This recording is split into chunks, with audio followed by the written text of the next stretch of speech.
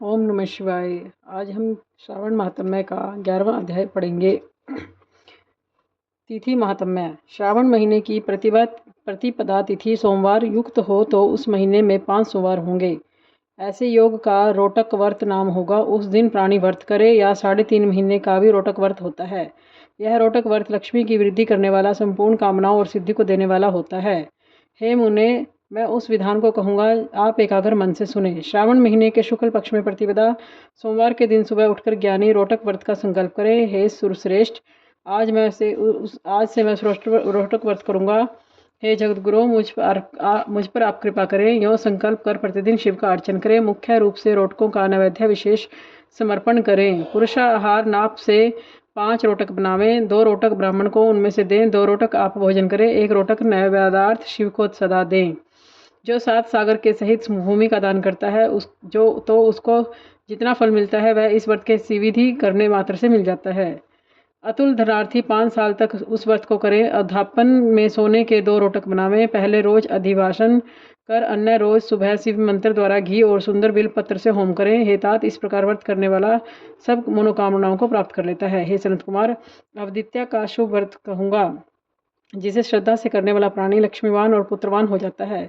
वह ओदंबुर नामक व्रत सब पापों का नाश करने वाला है। ज्ञानी श्रावण महीने के आने पर शुभ तिथि द्वितीया में शुभ संकल्प कर विधिवत व्रत करे। जो स्त्री पुरुष इस व्रत को करेंगे सन संपत्तियों के अधिकारी होंगे।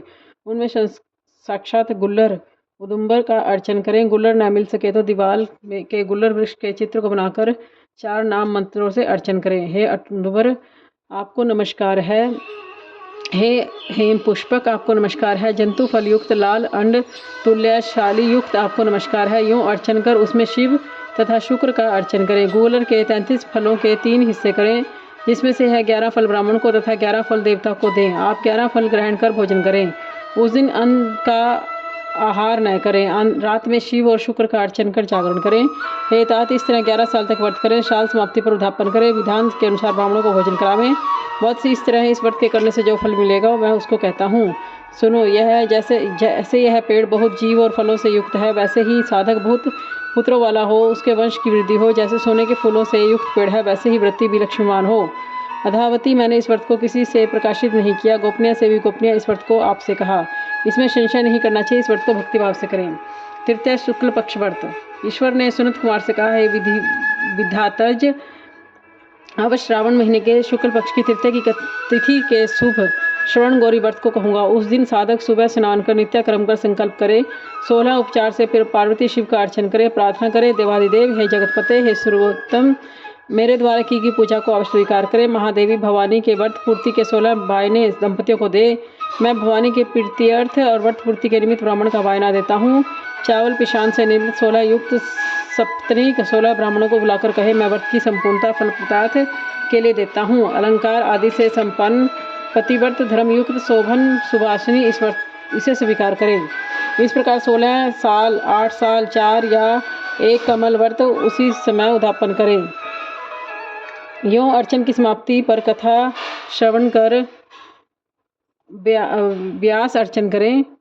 सनत कुमार ने शिवजी से कहा, हे प्रभु, किसने इस व्रत को किया है? इसका क्या महात्म्य है? उद्यापन इसका कैसे होगा? आप यह सब मुझसे कहें। ईश्वर ने कहा, हे सनत कुमार, पूर्व समय में सरस्वती नदी के किनारे सुविला नामक प्रसिद्ध महानगरी थी। उसमें कुबेर के तुल्य चंद्र प्रभु नाम का राजा था। उसके रूप और लावण्य से युक्त, सौंदर्य मुस्कान युक्त, मनोहर कमल सदृश नेत्र वाली महादेवी और दूसरी विशाला नाम वाली 2 रानियां थी। उसमें से राजा चंद्रप्रभा को ज्येष्ठ महादेवी रानी अधिक प्रिय थी। एक दिन राजा शिकार की कामना से वन में गया। वहां सिंह, शार्दुल, बराह, आरना, भैंस, हाथी का शिकार कर प्यास से दुखी तो राजा उस बड़े वन में घूमने लगा। राजा ने अप्सराओं को तालाब में देख उन किनारे पर जाकर तालाब में उत्तम जल पान किया। अप्सरागणों को भक्ति युक्त गौरी का अर्चन करते देखा। उन अप्सरागणों में से कमल नेत्र वाले राजा ने पूछा, आप यह क्या कर रही हैं? वे बोली, हे नरोत्तम, हम श्रवण गौरी का व्रत करती हैं।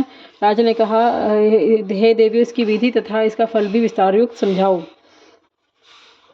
उन स्त्रियों ने कहा, हे राजन, श्रावण शुक्ला तीज के दिन श्रवण गौरी नामक यह व्रत किया जाता है। इसमें परम प्रसन्नता और भक्ति द्वारा पार्वती और शंकर जी का पूजन किया जाता है।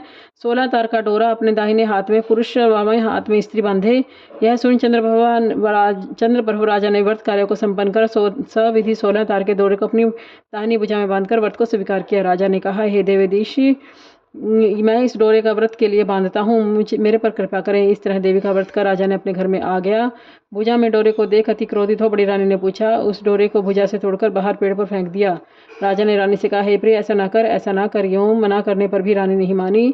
वह सूखा पेड़ उस डोरे के स्पर्श से हरे पत्तों से संपन्न हो गया। इस बात को छोटी रानी ने देख आश्चर्यचकित हो उस पेड़ के टूटे डोरे को अपनी बाईं भुजा से बांध लिया। उस रोज से उस महीने में के महात्म्य मात्र से छोटी रानी राजा को सर्वाधिक प्रिय हो गई। इधर ज्येष्ठ रानी व्रत का अपमान करने से राजा का द्वारा प्रतिक्त और दुखी होकर वन में चली गई। वहां महादेवी का चित्त से ध्यान कर पवित्र मुनियों के स्थान पर कहीं कहीं निवास किया। पर श्रेष्ठ मुनियों ने उसे देखकर कहा, अरे पिशाचिनी, चली जा।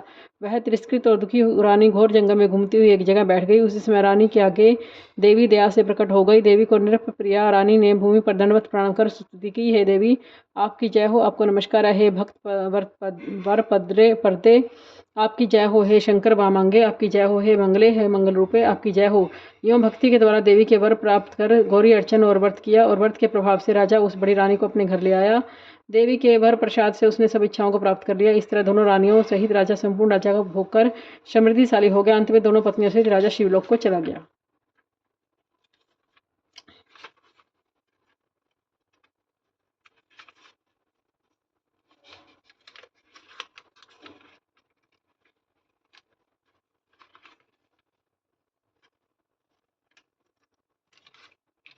बोलो शंकर भगवान की जय।